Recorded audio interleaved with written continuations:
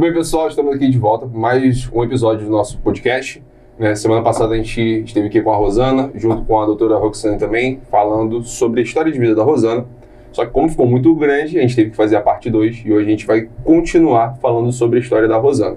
Recapitulando tudo, a Rosana foi uma pessoa que foi agredida, teve 2 relacionamentos, 2 casamentos, e foi agredida, teve vários tipos de violência, e nós vamos estar falando sobre essas histórias. Dentro do que a Rosana passou, ela juntou forças e fez o projeto Nunca Mais, que hoje ela vai estar aprofundando também. Então, Rosana, continue a sua história, conte pra gente. Primeiro eu quero agradecer a gráfica Reinvente. É a Carlinha, ela sempre me surpreende. Isso aqui é seu. Ganhei presentinho. Cara, para de fazer essa voz. Já mal da Roxane eu vou guardar. Mal começamos o nosso podcast, já estamos com patrocinadores. Cara, ela faz uns negócios muito maneiro pra mim. Deixa aqui. Pode abrir? Óbvio. Porque a gente tem que usar, estrear hoje. Estrear hoje. Produção, cadê o café? Vamos lá. Aqui, ó. Eu não consigo abrir. Caraca, eu que não tenho unha. Deixa eu mostrar aqui. Caramba, a minha. Ficou muito lindo. Olha a minha, gente, olha. Projeto Nunca Mais. E tem a Reinvente aqui embaixo. Claro, patrocinadora. Ficou muito lindo. Nossa patrocinadora, Reinvente, gráfica. Já fazer o merchan, né? O pessoal que muito tiver lindo. Precisando fazer algum serviço de gráfica. Dá licença, peraí, dá licença. Só faltou que a gente vai beber. Falei sobre a ator, né? Que a gente vai mandar aqui, entendeu? Não, mas a gente vai estrear assim mesmo. Deixa ela aqui bonitinha, no próximo a gente vai rolar o cafezinho. Aí tu vira assim, ficou muito maneiro. Obrigada, Carlinha. Ficou muito show. Então, Rosana, aí, vamos lá. Tem mais algum patrocinador? Vamos continuar a fofoca? Fofoca não, né? Troca de conhecimentos, né? Porque acho que o que você passou, outras pessoas... aprendendo, né? Tô aprendendo pra caramba. Tô aqui... Não vai ser um abusador, não, né? Nunca. Acho bom. Então, hoje a gente vai sair um pouquinho da rota, né? Que a gente ia falar mais sobre a parte da psicologia. A Roxane ia falar sobre... hoje. Exatamente. E aí o bebê dela passou mal em cima da hora, assim, e ela não pôde vir. Então a gente vai falar sobre ciclo da violência, sobre dependência emocional na próxima etapa. Vamos aproveitar. Bom que a gente tem vários temas para ser abordados, né? Sim. E a gente pode estar trazendo outras pessoas também para trazer. Sim. Para poder falar. Mas sobre. Vamos emendar. Vamos seguir aqui, conta a sua história. Isso. Né? O que você passou. Voltando lá. Semana passada a gente falou sobre o seu primeiro casamento. Isso. Né? Então, você tem mais alguma coisa para acrescentar sobre... Não, eu vou deixar os cortes que vão saindo, né? Não, pra nossa parte 3, porque aí a gente vai pegar os pontos que entra a dependência. Aí a Roxane vai ter que estar aqui tem as cartas, os e-mails, né? Então você ainda tem tu viu aquelas cartas? Tenho. Tu viu as cartas, né? Vi. Eu li. Tu viu, né? Cara, não tem como... Humilhação. Não tem como achar que um ser humano consegue fazer isso e ainda continuar sorrindo, né, pra sociedade. E é interessante que as cartas, assim, às vezes eu vou conversar com a vítima, ela tem vergonha de falar, né, de contar o que aconteceu, de contar como era o relacionamento. Por quê? A vítima se humilha muito, entendeu? Tentando fazer o certo, achando que tá fazendo errado. E aí eu sempre falo, cara, relaxa. Todas as frases, jeito de conversa, frase tudo do abusador é igual e da vítima também. Então, nada que ela disser vai me deixar, caramba, não. Você vê lá até o trabalho que você já faz dentro do projeto, né? Isso. Tu vê que até a Roxane falou, Rosana, porque a Roxane depois vai contar também que ela foi vítima, né? A Roxane também foi? Sim, até como psicóloga, né? Assim, ela passou por isso. E como existem vários profissionais, porque uma coisa é você tratar outra pessoa, outra coisa é você passar por isso e você não conseguir, porque é uma coisa familiar, de convivência. A gente nunca espera que acontecesse dentro da nossa casa, né? A gente vê no lado de fora, a gente vê passar na mídia, mas acho que a gente nunca vai acontecer, né? Exatamente. E aí, o que acontece? Eu conheci esse abençoado aqui.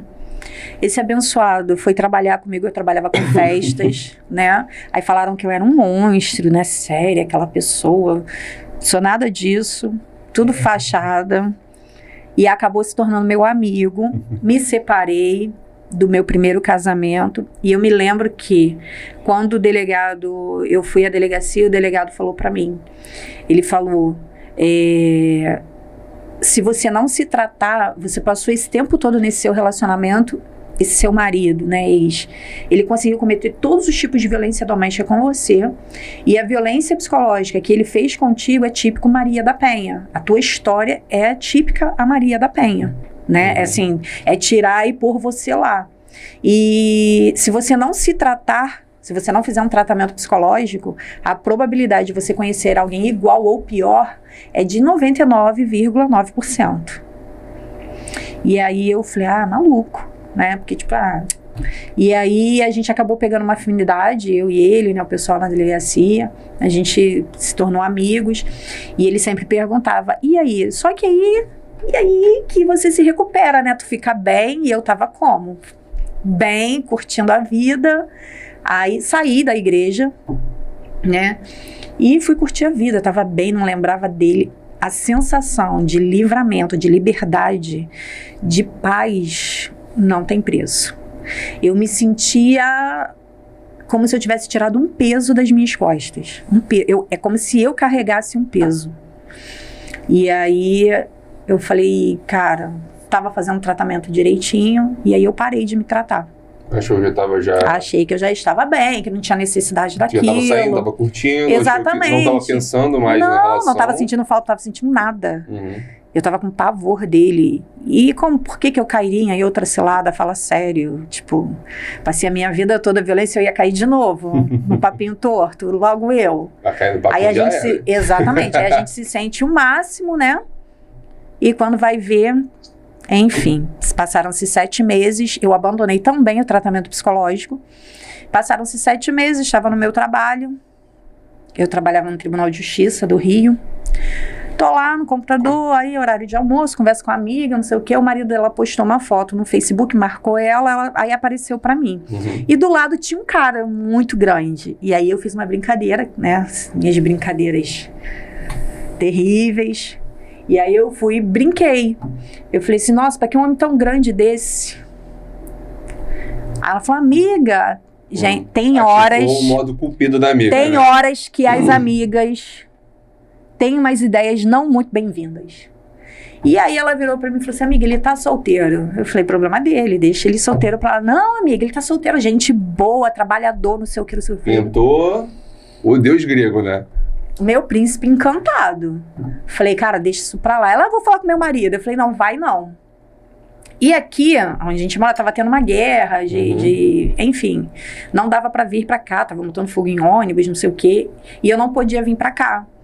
Aí a minha mãe me ligou e falou, cara, arruma um lugar pra você ficar aí, porque aqui não tá passando nem trem, nem o ônibus tá entrando. Falei, caramba. Ela, amiga, vamos aproveitar, vai lá pra casa, que vai ter uma festa. E aí você vai nessa festa comigo e resolveu o problema. Eu falei, tá bom, só que eu não trouxe roupa. Só que a gente vestia a mesma coisa, eu fui pra casa dela e ele estava lá. Ela contou pro marido dela, o marido dela falou pra ele me achou no... Exatamente, ele me mandou mensagem no Facebook, que eu não vi, porque eu não vejo solicitação de mensagens. Até hoje, pessoas que me mandam mensagens no Facebook, eu não tenho Messenger. Eu não uso. Se quiser falar pra pedir ajuda ou falar alguma coisa sobre o projeto. Instagram, e tem o número de WhatsApp no Instagram. Que é específico pra falar sobre o projeto. Tá? Então, Exatamente. Se precisar de ajuda, a gente tá falando sobre a história da Rosana, mas a gente vai aprofundar mais sobre o projeto, e se você quiser ajuda, aqui é um lugar que você tem ajuda, tá? Então vai ter os contatos também. O editor, você bota também os contatos no vídeo. E aí, engraçado que isso foi uma das coisas que eu tomei pavor de Messenger, de rede social, de bate-papo, essas coisas, porque eu não sou de ver solicitação de mensagem.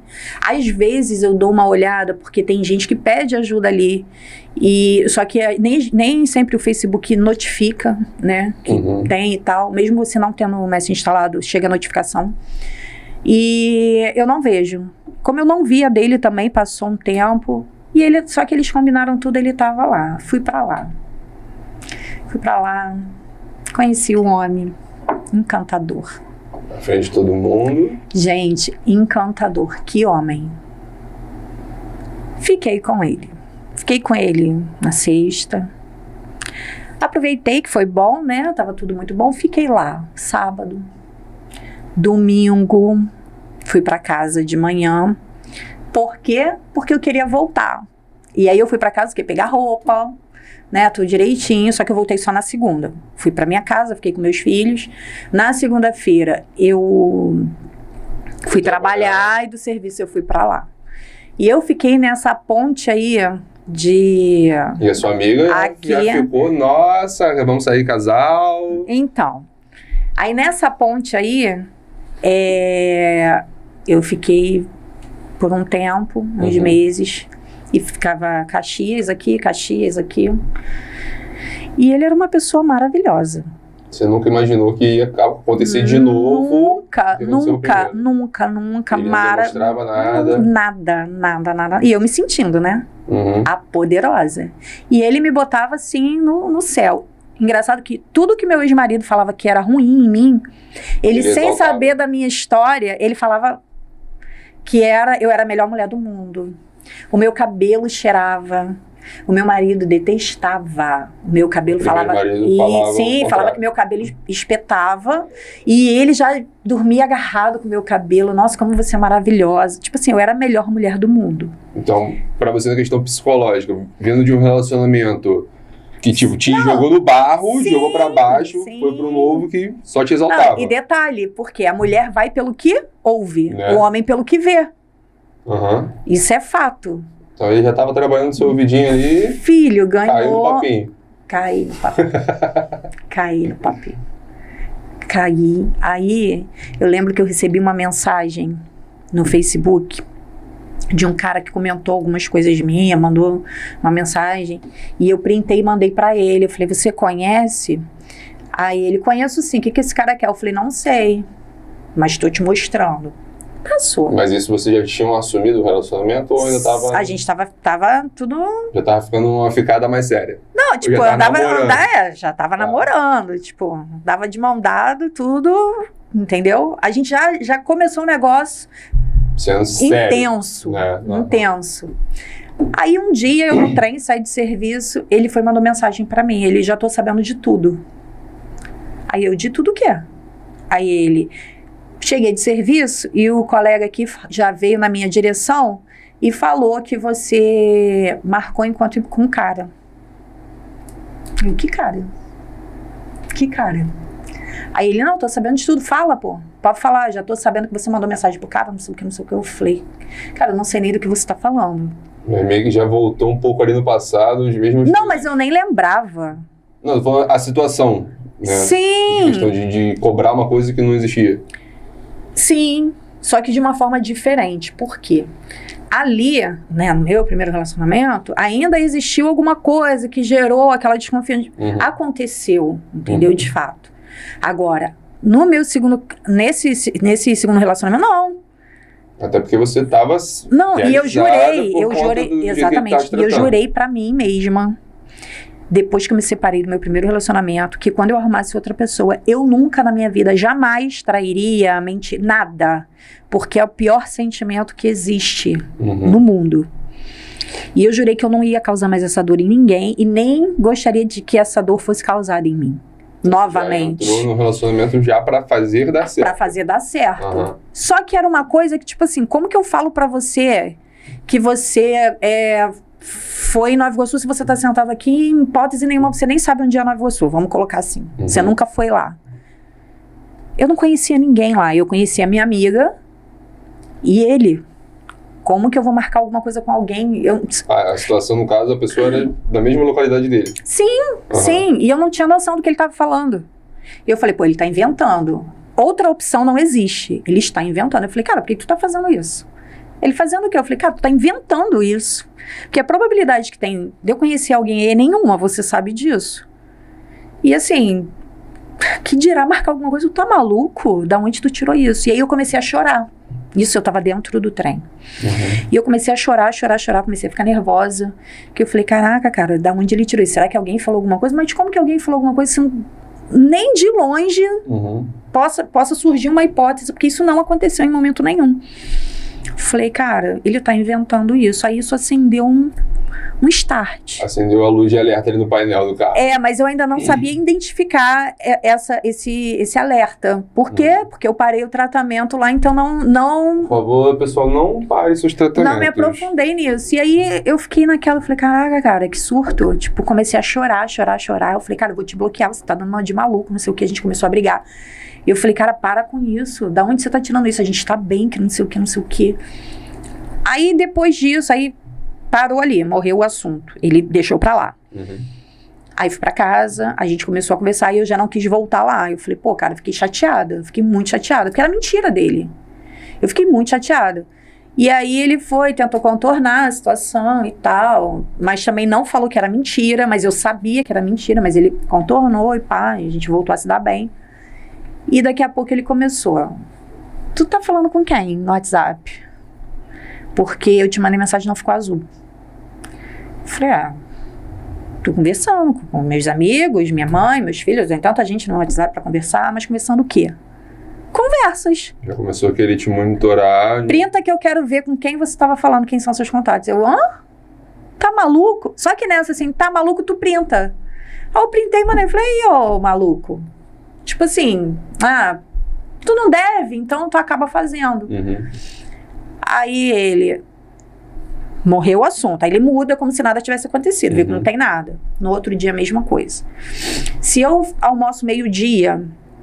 Por que o último visto no Facebook tá em 1 hora? Tu entrou no Facebook falar com quem? Eu falei, cara, para com isso. Loucura isso. Já começou eu faço propaganda de trabalho, na época eu trabalhava com festas. Minhas redes sociais são todas para trabalho. E você deveria saber disso, porque tu me mandou mensagem, eu demorei quase 1 mês para te responder. Da onde tu tirou isso? E outra, o meu celular não tem senha. A senha que ele tem é um L para não... fazer ligação, tu pode mexer nele a hora que tu quiser. De onde tu tirou isso, cara? Tu parece que é maluco. Só que aí as coisas começaram a ficar intensas, se intensificar. Ele começou tipo assim, querer regular eu falando com os meus filhos, com a minha mãe. Ele começou a querer te controlar. Sim, ele já começou a questionar como eu falava, até com você, né? E aí ele começou a ter ciúme de tu, de outras pessoas. Eu falei, cara, desnecessário de verdade o que você tá fazendo. Começou a implicar com as festas, né? Com o Rafa. Cara, com o Rafa também? Com o Rafa. Eu falei, cara, o Rafa, tipo, não tem porquê você, né? Nada disso faz sentido. Aí tá, passou. E aí eu falei o quê? Vou me separar, não quero mais isso pra minha vida, porque o negócio tá ficando sério, tá ficando chato. Que acontecesse, era sufocante, eu não podia pegar no meu telefone. Eu tinha medo de pegar no meu telefone e abrir meu WhatsApp abria uma visualização. Ele tomava conta se eu entrava no WhatsApp à noite, se eu tava dormindo, se eu não tava dormindo, pra então, ter noção. Ele não tinha vida, só ficava não dorme. O tempo que eu fico com ele não dorme, é uma pessoa que não dorme. A mente dele é perturbada, de verdade. E aí, um dia, ele sempre falava assim, você vai engravidar, você vai ter um filho meu. Por que a gente não tem um filho? Porque não sei o quê, vai ser tão bonitinho. Assim, quanto tempo vocês ficaram juntos quando ele começou? Foi muito rápido, Se eu não me engano, uns 4 meses. Foi tudo muito intenso. Então, dentro desses 4 meses, ele começou essa monitoração e já querer questão de filho. Sim. E eu falava pra ele, cara, eu tomo remédio, não vou ter filho. Não, eu tô na minha faculdade, tô no meu trabalho, meus filhos já estão grandes, cara. O Alisson tava com 15 anos. E se você já tava já reconstruindo sua vida? Sim, pra que eu ia arrumar filho? Tá louco? Exatamente. Eu falei, não, tô na minha faculdade, fazendo minhas coisas. E aí ele ficava, mas você vai ter um filho meu, você vai ter um filho meu, você vai ter um filho meu. E existem algumas questões até espirituais, né? Nesse sentido que você sabe, que tu viveu comigo lá, né? Algumas situações. De aleatório, um cara na rua fala pra mim. Nesse dia foi muito gritante, né? Que eu peguei um Uber, a gente foi pra um baile, eu peguei um Uber. 3 horas da manhã, o Uber deixou ele no centro de Caxias e eu vim embora. No meio do caminho, o cara virou pra mim e falou assim, eu posso falar uma coisa com a senhora? Eu falei, pode.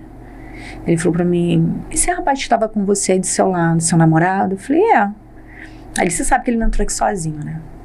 Eita. Aí eu, E ele começou. Ele falou, ele quer um filho seu. Não quer? O cara começou a falar umas coisas. No fim, ele começou a orar. Só que nesse intervalo de tempo, até hoje, com certeza, porque ele foi preso falando isso. O meu celular, ele ligava pro meu telefone de uma forma assim, intensa. Eu acho que eu tinha umas 80 ligações de lá pra cá, pra você ter noção, porque eu não ia atender. Eu não falei que eu não ia atender. E o cara tava pregando pra mim, tava falando da palavra, tava orando. Essa ligação constante foi no período que você estava dentro do Uber. Dentro do Uber, exatamente. O Uber me deu a Bíblia da esposa dele, tava no porta-luva. E quando eu cheguei em casa, o cara falou, posso orar por você? Eu falei, com certeza. Eu falei, quando eu atender esse telefone... mas ele me xingou muito. Muito, muito, muito. Falou que eu tinha saído com o Uber. Que eu tinha ido para um motel com o Uber. Que no caminho eu transei com o Uber. Enfim, eu falei, cara, se tu tivesse noção do que aconteceu. Só que, ao mesmo tempo, como que eu falo isso para ele? E o Uber falou para mim, sai disso que é pra tua morte. Eu falei, caraca... Aí, na época, você já tinha me chamado para ir na igreja, lá, e na segunda, isso foi no domingo, na segunda-feira eu liguei, pastor, falei, pastor, aconteceu isso e isso, pastor, minha filha, ouve a voz de Deus. Ouve a voz de Deus e sai disso. Aí eu, amém, pastor, bloqueei tudo. Bloqueei, troquei número, mudei horário de trabalho e falei, não quero. Aí ele sumiu, deu aquela sumida básica, tentando fazer contato por SMS, não sei o que, eu troquei meu número. Morreu ali, entre aspas. Comecei a passar mal. Ele me achou na Central do Brasil, à noite, plataforma 8. Eu acho que ele foi a semana inteira pra lá. E eu... escolta lá pra ver se escolta pro horário que eu ia passar. E ele me achou num dia da semana lá, me puxou pelo braço. Isso já era 7h da noite. Lotado no Central lotado. E ele me puxou pelo braço. Quando eu vi aquele homem de 5 metros de altura, eu falei, agora eu morro. Só que ainda não tinha noção do que ele era capaz de fazer. Do que ele é capaz. Antes era só aquele ciúme doentio. Exatamente, pra mim era... Exatamente, eu não tinha noção. E ele puxou meu braço e tal, e ele falou assim, por que você fez isso, cara? Eu falei, cara, eu não aguento isso, eu não vou viver isso, eu não quero isso pra minha vida. Tu tá inventando histórias, você tá falando que eu tô tendo caso com gente que não existe. Eu já passei por isso, entendeu? Em certa parte eu tive culpa, só que hoje eu não tenho mais. E a minha consciência é tranquila, e eu não vou viver isso. Eu prometi pra mim, e eu estou prometendo pra Deus, eu não quero viver isso. E ele começou, ou você entra no trem comigo, ou eu te carrego. Eu falei, eu vou gritar. Se você fizer, eu vou gritar. Só que a gente fica com vergonha, né? Aí eu comecei, aí ele, então, me dá o número do seu telefone. Aí eu falei, se eu te der o número do seu telefone, eu entro no meu trem. Eu não vou pra Caxias. Ele, então, tá bom. A troca foi essa. Eu dei meu número novo pra ele, ele me deixou entrar no trem pra Japeri. E aí, voltamos a nos falar. E aí ele começou, você já fez teste de gravidez? Falei, cara, para de maluquice, cara. Eu tomo remédio, de onde você tirou isso? Ele, porque você não me falou pra ele que tava passando mal. Não. Do nada até porque pra mim eu tava passando mal de qualquer outra coisa. Não passava na sua cabeça? Não, cara, eu tomava remédio. Não, tomava injeção, não. E aí ele começou, faz um teste que você tá grávida. Eu falei, lógico que não. Não tem como. Ele, você tá? Eu falei, não estou. O tempo passou 1 mês, aí 2 meses, eu fiz 3 exames de urina, deu negativo. Eu fiz 1 de sangue, deu negativo. Até que depois de 2 meses, que aí houve o atraso menstrual, eu falei, que coisa. Eu vou fazer outro exame e depois, dependendo, eu faço uma ultra. E aí eu pedi pro meu amigo. Pedi pro meu amigo. Esse dia foi hilário. Então, eu liguei pro meu hilário amigo. Desesperador. Meu amigo, entendeu? Eu falei, Lucas, eu fiz um teste de gravidez e você vai pegar o resultado. Não, bota pra eu pegar o teste de gravidez, ela fez aonde a gente mora, né? Eu conheço muita gente aqui na localidade, principalmente dentro do laboratório. Se eu fosse pegar o exame, o pessoal já ia Estava noivo na época. Pô, chegar lá, o pessoal vai... Ele, eu não vou, não. Eu falei, tu vai? Não vou, vai. Rosana, eu não posso fazer isso. O nego vai achar que o filho é meu, tá maluca? Eu falei, pois tu vai, amiga, pra essas coisas. Eu tô no fórum, não vou ter como pegar, vou chegar tarde, o laboratório vai estar fechado. Só vou conseguir pegar esse exame no sábado. Aí vai o Lucas lá pegar o resultado do exame. Eu em pé no cartório. Aí eu, Lucas, e aí? Tu pegou? Peguei. E o resultado, Lucas? Então, é que tem um valor de referência. Tem um valor de referência, Lucas, positivo ou negativo? Não, é porque tem um negócio aqui escrito aqui e eu preciso ler, Lucas, negativo ou positivo? E ele não queria falar. Ele, pô, Rosana, sabe qual é? E o positivo. Gente, eu nunca gritei tanto na minha vida como aquele dia. Houve um grito e depois um silêncio. O silêncio foi o pior que o grito pra mim. Você ficou uns 20 minutos. Eu corri pro banheiro. Eu só escutando só eu larguei tudo, corri. E eu gritando, Rosana, Rosana, Rosana. Sentei no chão do banheiro, fiquei desesperada, porque na minha cabeça tava tudo que ele falava. Tu vai embora, tu vai me largar, mas tu vai carregar um filho meu. Aí saí dali, pedi minha chefe me mandou embora, porque eu não parava de chorar.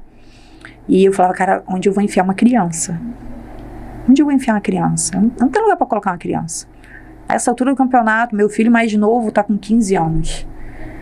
E outra, filho de um cara que me persegue, tipo, faz umas coisas que não fazem sentido, né? E eu não queria, eu queria me separar e eu ia ter um vínculo eterno pro resto da vida com ele. E ali eu surtei, falei, não quero isso pra minha vida. Liguei pra ele, falei, olha, estou grávida. O que ele fez? Eu vou entupir tua cara de tiro. Oi? Aí ele... Como assim? Desse jeito. Eu vou entupir tua cara de tiro, eu vou arrastar tua cara no asfalto. Sua isso, sua aquilo outro, sua aquilo outro. Você me largou, olha a cabeça, a mente do doente. Você me largou, pediu pra terminar, não queria ficar mais, porque você sabia que você estava grávida. E eu falando que você estava grávida de mim, você já sabia que você estava grávida, negou pra mim, pra poder contar pro cara, porque o filho é do cara. Que cara? Não sei que cara. Já botou um terceiro ali. Não sei que cara, mas na cabeça dele tinha alguém. Uhum. Aí ele, que o filho é do cara. Aí agora tu viu que o cara não quer assumir? O que você fez? Jogou pro otário aqui. Só que eu vou te mostrar quem é otário. Eu vou te entupir de tiro. Falei, pronto. Ferrou. Rapaz, que desespero. Foi um desespero assim... do outro mundo. Aí ele marcou de conversar comigo, falou que depois conversava comigo, ficou aquela confusão, aquelas ameaças. Eu fui na delegacia, fiz um registro de ocorrência, pedi minha medida protetiva para não ter contato com ele, para ele parar de me mandar mensagem, já que ele entupiu minha cara de tiro, né? Pelo amor de Deus. Foi algo muito grave, uma ameaça muito grave. Uhum. E aí eu fui lá, fiz o registro de ocorrência, só que ele não assinou a medida protetiva. Quando a gente recebe a medida protetiva, o autor, o agressor, ele precisa ser notificado. Uhum. Se ele não é notificado, aquela medida ela não tem validade. Entendeu? Porque a justiça entende que ele não sabia, não foi avisado, então, se ele fez contato comigo, ele não sabia. Entendeu? Só que aí o tempo passou, eu me lembro que eu fiquei distante dele. Acho que uns 15 dias. Ele me mandou um SMS, eu tinha bloqueado ele começou a me mandar SMS, que ele precisava falar algo muito importante comigo. E naquela fragilidade, né, da mulher, eu, daquele jeito assim, eu falei, ai meu Deus, o que você quer? Aí desbloqueei ele, comecei a conversar com ele, pai, não sei o quê, aí ficamos de boa. A gente não se viu, mas começamos a conversar e tal. Ele queria saber da gravidez, pediu perdão, pediu desculpa, que ele jamais faria algo comigo, que não sei o quê. Foi um momento de raiva, porque ele achou muita sacanagem, pá. Mas que ele sabia que eu jamais faria isso. O tempo passou, mais um pouquinho. Eu já estava com uns 3 meses de gravidez, 3, 4 meses. Aí ele me ameaçou de novo, começou com os surtos. Eu tinha combinado de encontrar com ele no Duque de Caxias, pra gente ir almoçar, pra gente conversar e tal. Eu fui. E quando eu cheguei lá, ele surtou. Ele começou a querer me agredir de boca. Uhum. Aí eu entrei numa igreja. que tinha. Saí andando, entrei na igreja, assim, e sentei lá na frente. Falei, se ele fizer alguma coisa comigo, ele vai fazer aqui. Aí ele ficou andando na frente da igreja pra lá e pra cá. Aí ele mandou pra mim assim, você vem... O pessoal agora deve estar olhando assim, só falta o chifre do rabo. Então, Lucas... Pô, a cena que vê, o pessoal vai ver isso aqui, a cena que vai ver, vai passar na net. Aí o pastor veio, conversou comigo, orou, eu falei, pastor, eu tô com muito medo. Aí tem até um rapaz que mora aqui, eu tinha o telefone dele, ele é Uber, eu falei, tem como, eu pago, só me busca aqui, eu tô numa igreja assim, o cara foi lá, me buscou. E eu vim embora. Entrei no Uber e vim embora. Fui lá, fiz outro registro de ocorrência, pedi de novo a medida protetiva. Dessa vez ele foi notificado. Ele foi notificado e eu fiquei longe dele, tipo, ele sumiu por uns... Eu tava com 3, 4, 5, quando eu fiz 6 meses. Até os meus 6 meses de gestação. E assim, eu tomei pavor da minha barriga. Tu sabe disso. Eu tomei pavor daquela criança. Na minha cabeça tava que eu não queria ver. Eu não fui fazer pré-natal, lembra disso? Fui fazer pré-natal já... Tem muito na sua cabeça, que a criança não tem culpa do que aconteceu. Eu não queria fazer pré-natal porque eu não queria saber como é que ele estava, não era da minha... Não me interessava. E aí eu procurei com uma outra pessoa, né, uma família, que eu queria, eu falei, vou dar. Matar eu não vou, abortar, pra mim, eu sou totalmente contra o aborto. Mas é uma coisa particular minha, não condeno ninguém. Mas eu falei, não vou fazer isso, então eu vou dar para adoção. Aí uma amiga achou uma família lá, eu falei, quando nascer é só pegar. Aí eles falaram que eu tinha que fazer pré-natal, não sei o quê, para ver que a criança era saudável, pá. E a médica conversando comigo, aquela coisa toda, tentando colocar na minha cabeça que era um ser que estava dentro de mim. Eu olhava pra minha barriga e falava, tira isso de mim. E ela, mas é seu. Eu falava, não é meu. Tipo... É algo muito... Eu não sei explicar o sentimento que é você ter esse tipo de rejeição. E ele falava pra mim assim, quando essa criança nascer, você vai me largar. Mas ele vai ser a minha cara e todos os dias você vai me ver. Cara, isso martelava na minha cabeça. Eu falava, Sangue de Jesus tem poder. Não quero. Essa questão psicológica, essas ameaças psicológicas, na minha cabeça eu entendo que é pior do que é horrível. A agressão física. Sim, a agressão física... Pô, ontem eu apanhei na rua, né? Aqui, apanhei na rua. Que isso, gente? Um cara me bateu na rua. Eu ajudando uma pessoa, ele me bateu. Mas ajudando na questão do projeto? Do projeto e do trabalho que eu faço. Eu fui ajudar uma senhora, o cara passou e me deu uma porrada. Tipo, puf, sério. Eu fui no médico, o SAMU veio, levou a senhora e tal. Aí no hospital aqui, o médico foi, me deu uma injeção. Falou, você vai tomar isso aqui porque você vai continuar com dor. Meu pescoço inchou isso aqui. Porra, quase não dormi de dor. E só que hoje já tô bem. Eu sei que eu levei a pancada, mas... E a psicológica? Que... Martela. Consome você. Consome aqui, é horrível. E aí, quando eu ia fazer 7 meses, estava próximo ao Natal. Ele me mandou ele botou, como ele estava bloqueado, ele pegou a foto de perfil dele, me desbloqueou, aí a foto aparece. Fez um texto e colocou na foto de perfil do WhatsApp. Aí eu abri, eu vi que tinha saído a foto, aí eu li. Aí eu estou me sentindo um bandido. Pelo amor de Deus, eu nunca fiz mal a ninguém. Não faz isso comigo, porque eu não sou bandido. Você botou uma medida protetiva nas minhas costas, como se eu fosse um cara que fosse te fazer mal. Ali acabou comigo também, né? Eu falei, caraca, cara, o que eu tô fazendo? De novo, tô fazendo mal a alguém.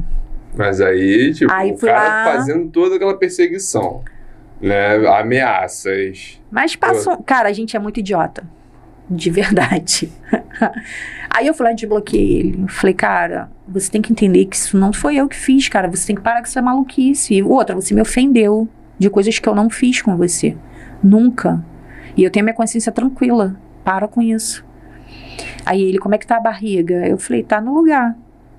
Aí ele pediu foto da barriga. Aí eu mostrei. E eu tinha feito um ensaio fotográfico com os meus filhos. Na força do que só Deus explica.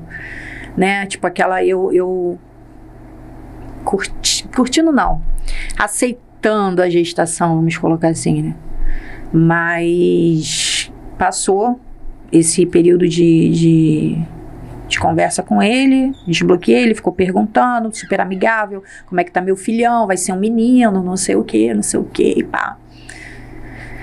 Aí, quando chegou o Natal, ele falou assim, cara, minha família quer ver você tá grávida, não sei o que, tá todo mundo, e eu não conhecia a família dele. Nesse período que você estava Nunca junto, conheci nunca conheceu ninguém, nunca. Ele sempre falava que a mãe dele não gostava de mim, porque tinha ciúme dele, e falava pra mãe dele que eu não gostava dela, nunca quis conhecer ela. A mesma coisa a família. Era a forma que ele tinha de eu não saber que ele era um agressor já, anteriormente. Mas a família sabia que Todo ele era mundo sempre soube. Todo mundo sempre soube. Então ele tem um histórico Tem um histórico abusivo, tem. Tem. Muito grande. Então você, e grave. Assim, rebobinando, voltando um pouco, a sua amiga, casal de amigos que te apresentou, eles sabiam dessa questão dele? Não. A família dele sabia. Esses amigos, não. Então ele pintou para os amigos que ele era pessoa legal. Agora Sim. a família conhecia. Exatamente, conhecia. E aí era a forma que ele tinha de me distanciar de todo mundo. E no Natal ele foi e me chamou para ir para lá. E que eles iam passar o Natal na família dele, da tia. Uhum. E eu aceitei, fui. Falei, vai que essa criança, né? Enfim. Aí eu fui para lá. E foi a primeira vez que ele me agrediu fisicamente. No meio da família? Não. Quando a gente saiu de lá. Primeiro que no meio da família eu não podia levantar pra falar com ninguém. Eu falava com as pessoas e ele tomando conta. Depois ele cismou que o primo tava dando em cima de mim. Aí fomos pra casa. Lá na casa dele, eu tinha um amigo, Marcelo, policial civil, e o Marcelo me ajudava muito. E o Marcelo é uma pessoa assim que eu sinto falta hoje, porque era um amigo. E por causa de toda essa situação que aconteceu, o Marcelo optou por me deixar, tipo, ele cortou a amizade comigo. E no dia que ele cortou a amizade comigo, ele falou pra mim, eu tô olhando pra você, você tá parecendo uma cracuda. E eu te avisei, eu vou te socorrer, mas eu nunca mais quero falar com você. Guardei. Enfim, isso é mais lá pra frente, né? E foi a primeira vez que ele me agrediu fisicamente. Ele me levou pra casa dele, ele pegou meu WhatsApp, ele começou a olhar os contatos. Aí, por exemplo, Marcelo, ele abriu, não tinha conversa com o Marcelo. Ele, cadê a conversa? Eu falei, não tem. Ele, mas por que você apagou? Eu falei, porque não tem conversa. Eu falei com o Marcelo já tem muito tempo. Você, Lucas, é meu amigo. Eu falo contigo todo dia? Não. Raro. Só quando a gente vai trabalhar, fazer alguma coisa. A gente não tem aquela... A gente é íntimo, mas eu não falo contigo todo dia. A gente trabalha muito, tu fez 3 filhos agora, não sei por quê. Fez 3 filhos pequenos, tudo gritando na tua cabeça. Às vezes eu quero falar com você, eu não consigo. As nossas vidas são corridas, mas a gente não deixa de ser amigo por isso. Olhar, aí ele ficou, Marcelo, por que Marcelo, você é tão teu amigo, por que não tem conversa? Eu falei, cara, tem tanto tempo que eu falei com o Marcelo, não tem conversa. Tá, e por que esse contato tá sem foto? Eu falei, não sei, cara, se passa por mim, pergunta, a pessoa tirou a foto porque quis. Aí eu já tomei um soco, aqui. Ele foi me deu um soco, eu lembro que eu tava encostada na pia da cozinha, ele de frente pra mim, com meu celular na mão, ele me deu um soco. Isso você é grávida? Sim, grávida. Nesse momento eu tomei um susto, porque, tipo, eu não imaginava que ele poderia fazer isso. Ainda mais na proporção que foi. Que ele deu com vontade, minha cabeça foi lá, parou lá do outro lado. Eu parei, olhei pra ele e falei, que isso, tá maluco? Aí ele, fala por que esse contato tá sem foto? Falei, cara, liga pra pessoa e pergunta, eu não sei, eu não tenho como saber, as pessoas são livres pra colocar o que quiser. Tomei outra do outro lado. Aí nisso ele começou. Quem é fulano? Aí foi pro meu Facebook. Onde tu conheceu esse cara? Falei, cara... Uma sessão de tortura, né? Não sei. Você não sabe se a resposta que eu der, eu posso continuar apanhando. Independente do que eu falasse, ele socava a minha cabeça. Independente. Se eu não falasse nada, eu ia apanhar. Se eu falasse alguma coisa, eu ia apanhar. E ele não socava aqui, ele socava aqui.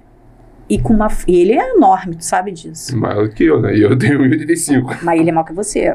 E assim, por fim, o que ele fez? Ele me segurou pelo pescoço. E era madrugada isso, foi assim que a gente chegou. A mesa da cozinha era aquela mesa de granito, que tem um tampão de granito grosso. E ele tinha comprado umas taças, 2 taças, e tinha colocado em cima da mesa.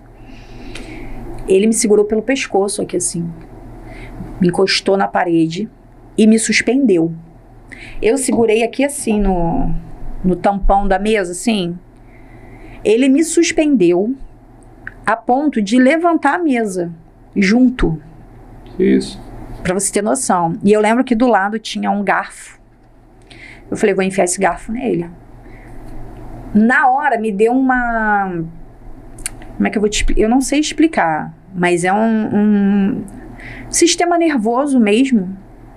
E eu comecei a fazer xixi involuntariamente.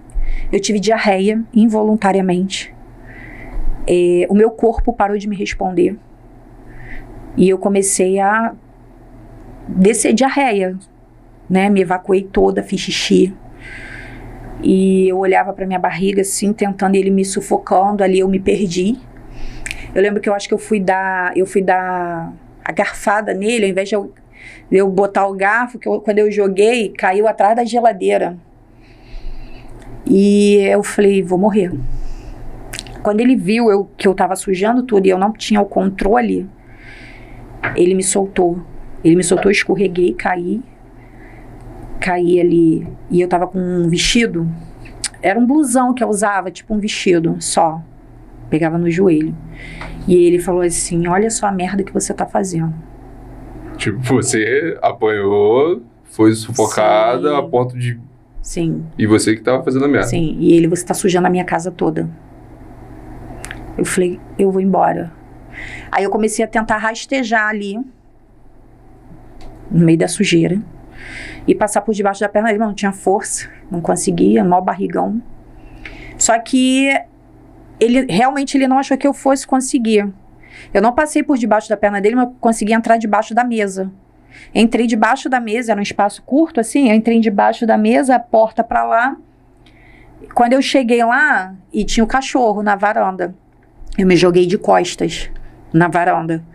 Por quê? Como era de madrugada, a minha intenção era o quê? Lá, ele morava nos fundos, segundo andar. Mas do lado tinha um vizinho do segundo andar, que era a casa de aluguel, e na minha cabeça tava o quê? Alguém vai ter que me ver aqui. Nem que seja o vizinho olhar da janela, ou alguém vai na varanda, vai me ver e o dia vai clarear e eu vou estar aqui fora, não tô dentro de casa. Vim pro lado de fora. A varanda imunda, de cocô de cachorro e xixi de cachorro. Eu me joguei de costas. Quando eu me joguei de costas, o cachorro veio e ele começou a rir. E qual era o cachorro dele? É um Rottweiler. Drogba, o nome dele. Pra quem não conhece o Rottweiler, é um pinche gigante.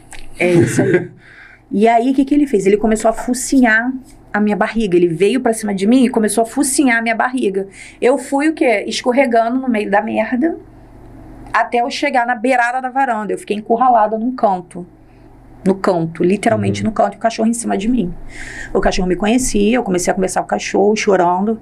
Falei, Drogba, não morde a mamãe, não morde a mamãe, é o neném, é o neném, é o neném. E comecei a botar a mão na minha barriga e ele olhando, o cachorro não vai te morder não. Ele não vai te morder não. Eu falei, cara, olha o que ele tá fazendo com a minha barriga. Aí ele, você vai levantar daí, você vai vir aqui dentro, você vai limpar essa sujeirada toda que você fez antes de você ir embora. Eu falei, eu limpo tudo. Só manda o cachorro sair de cima de mim. Aí ele foi, o cachorro muito obediente a ele, né? Uma situação que aconteceu lá atrás que eu não falei, que foi um dos motivos também pelos quais eu quis terminar, foi que ele deu uma coça no Drogba com raiva de mim, só porque eu não avisei ele que eu desci do ônibus. Ele chutava o cachorro de dar bicuda. O cachorro ficou ruim uns 15 dias, eu achei que o cachorro ia morrer. Eu, numa esquina distante, eu escutava ele bater no cachorro e o cachorro gritar.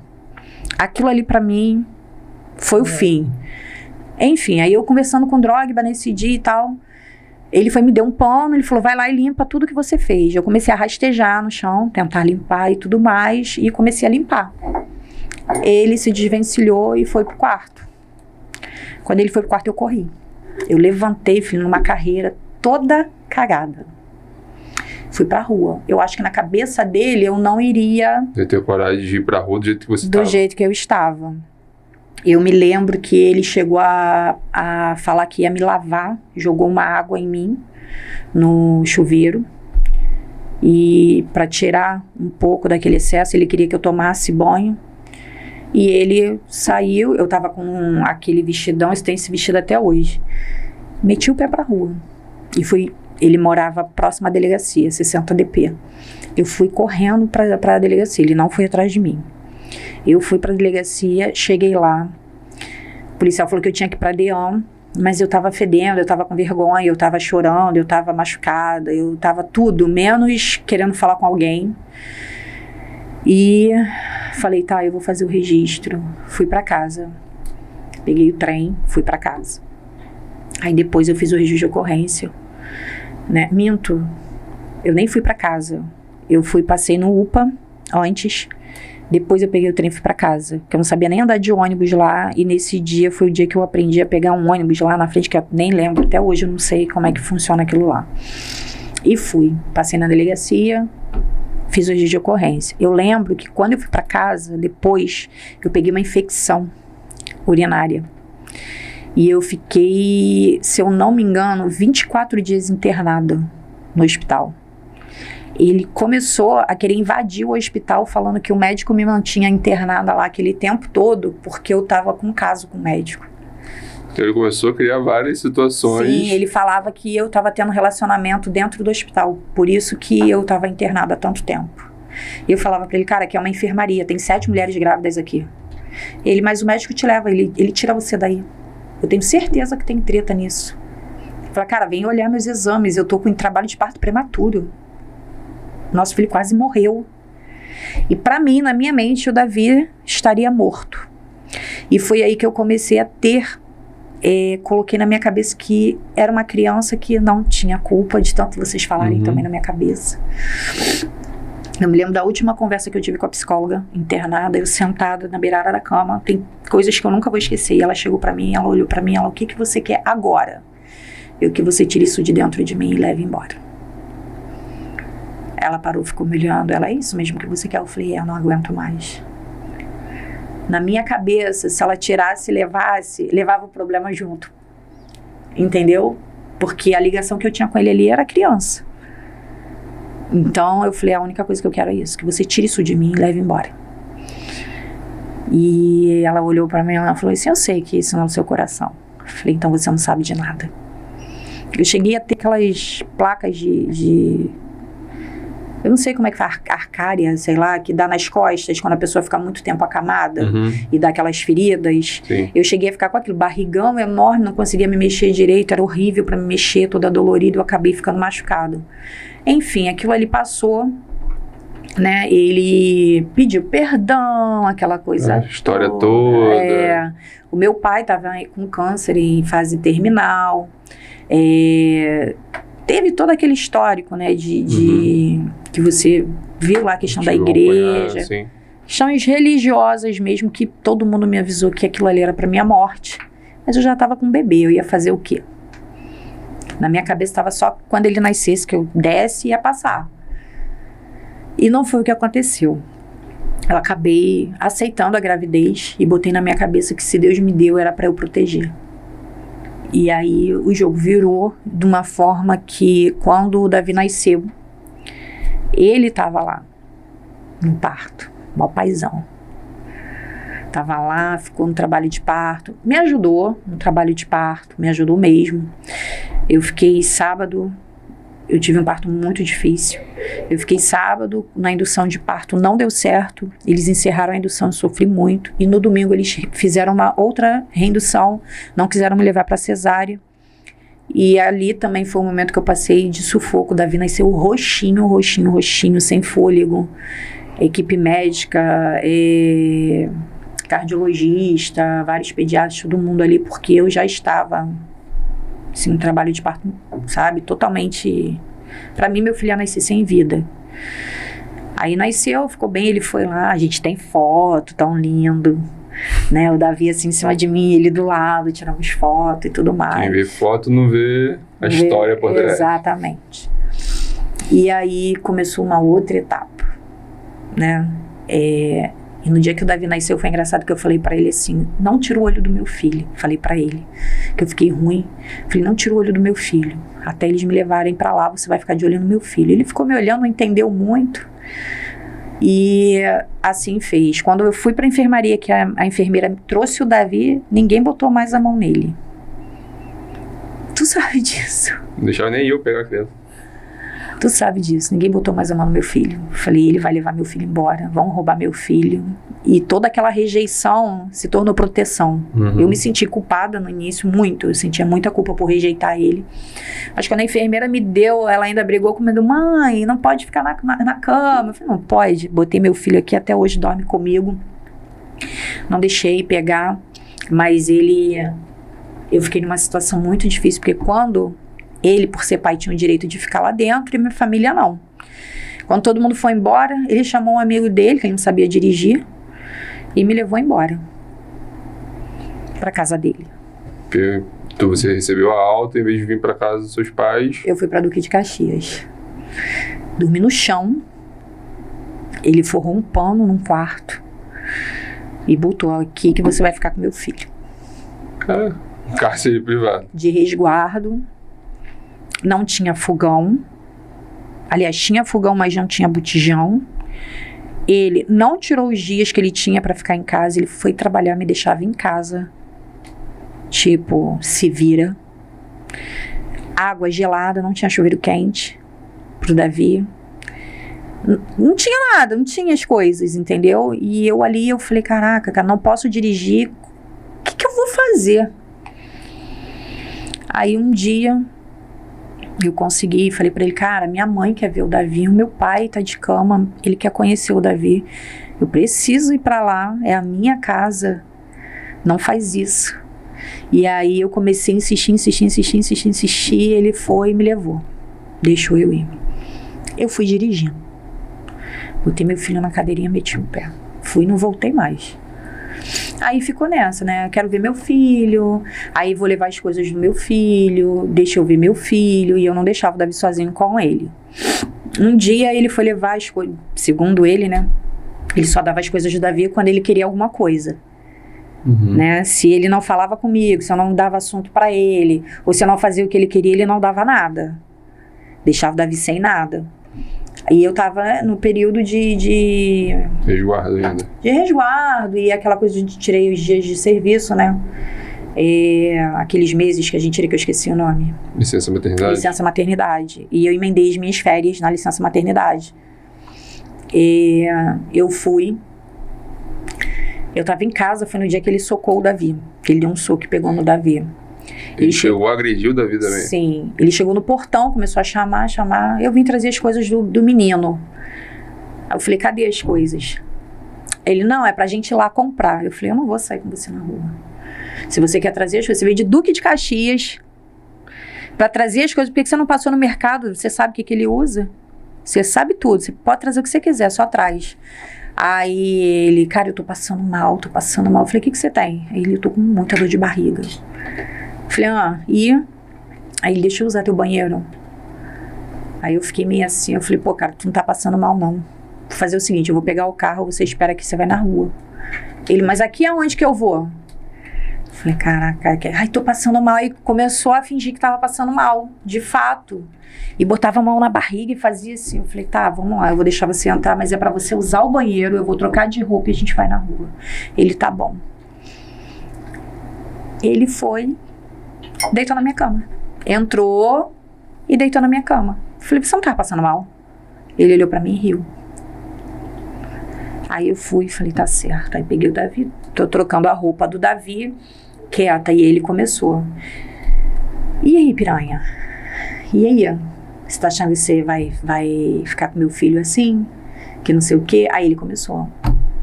Eu sei por que você não quer ficar comigo. Você não quer ficar comigo? Por que você quer ficar na galinhagem? Você acha que você vai ficar no meio desses polícia que você conhece e vai colocar meu filho nesse meio? Polícia pra mim é tudo bandido. Nenhum deles presta, porque todos eles apoiam você. Se tem um amiguinho delegado aí também não vale nada, porque apoia a mulher bandida, que não sei o quê. Aí ele que começou. A mesma fala do primeiro relacionamento. Exatamente. Aí ele começou. Seus filhos não prestam. Aí já subiu Aí já subiu Aí ele, seus filhos não prestam, seus filhos são 2 vagabundos, a tua mãe não presta. Aí eu falei, não, de novo não. E ele tava sentado, deitado assim, e eu com o Davi aqui. Aí eu fui, peguei alguma coisa do Davi que eu não lembro o que era, e taquei nele. Eu falei, cala sua boca. E taquei nele. Eu falei, pelo amor de Deus, cala sua boca, some da minha casa. O que você veio fazer aqui? Inferno. Aí ele levantou, ele não taca nada em mim, não.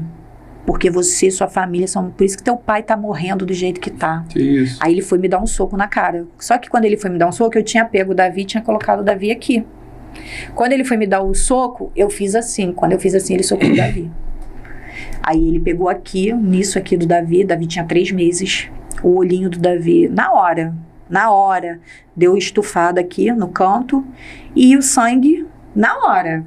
Foi instantâneo. Eu falei, pronto. Eu olhei pra ele e falei, caralho, olha o que tu fez com o nosso filho. Ele foi, deitou na cama de novo e falou, vai fazer o quê? Eu falei, levar ele pro hospital, você é louco. Cara, na hora, do jeito que eu tava, entrei no carro e fui pro hospital. Aí fui, expliquei pro médico. Aí o médico falou, tem que levar ele pra fazer uma tomografia, pra ver. Mas e você falou que foi a Falei. Ele Fiz foi o com banho. Não, ele ficou deitado na minha cama. Como se nada tivesse acontecido. Eu fiz tudo. Eu fui, levei o Davi no médico, eu passei na delegacia, fiz o registro de ocorrência, eu levei o Davi, eu fiz a tomografia do Davi. Quando eu voltei, ele estava dormindo.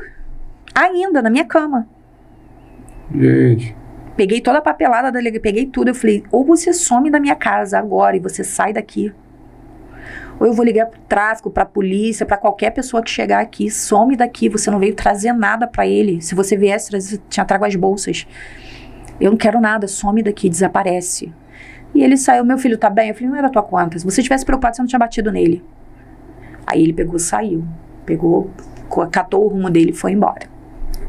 E a gente continua no próximo, que o horário já deu, vai ter o episódio 3.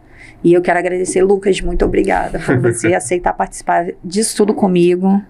Desde o início, né, dos sonhos, dos projetos, tudo que eu falo que eu vou fazer, vocês abraçam. E eu agradeço muito, Carlinha, muito obrigada pela caneca. Vou virar assim, ó, porque esse lado aqui tá maneiro e tem a gráfica, a logo da gráfica aqui embaixo. E vai estar lá no Instagram também. Eu que agradeço por poder fazer parte desse projeto. Você poder, um espaço para você falar sobre o que aconteceu com você. Caramba, né? Fala o que você vai falar. Mas também é esse espaço que muitas vítimas precisam, né? Que às vezes não tem coragem de falar ou acha que só acontece aquilo com ela. Muita coisa que você falou aqui, tanto no episódio 1 ou nesse episódio próximo, são coisas que as pessoas vão ver que elas passam também, né? Então, se você está passando por isso também, não fique com medo. Não fala que, eu sou covarde. O que a pessoa está falando que você não é. Então, procure ajuda. Hoje em dia tem muitos lugares que vão te ajudar. Não só o Projeto Nunca Mais, mas vários lugares. A Rosana pode falar mais especificamente sobre esses lugares. Telefone de contato, que lugar que essas pessoas podem estar ligando já para ter o primeiro socorro. A gente vai colocar tudo lá direitinho, mas assim, situações emergenciais de risco de vida, de risco de morte, é 190. A Patrulha Maria da Penha não faz esse serviço de 190, tá?